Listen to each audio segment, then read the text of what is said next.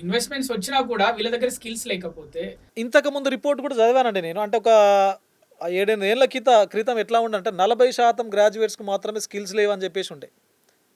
ఇది చాలా చాలా ఒక స్టడీ రిపోర్ట్ ఇది. ఒక 2 రోజుల క్రితం వచ్చినటువంటి రిపోర్టు. 85% గ్రాడ్యుయేట్స్‌లో స్కిల్స్ లేవంటే ఎంత దారుణమండి.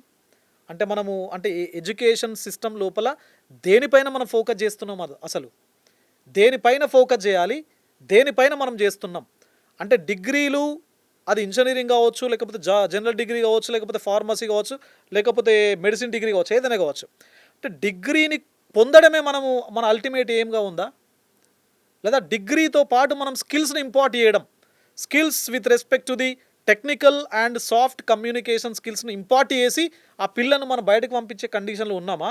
లేదా వాళ్ళు పాస్ అయితే సరిపోతదనేటువంటి కండిషన్‌లో ఉన్నామా అనేది చాలా చాలా ఆలోచించదగ్గ విషయం అండి.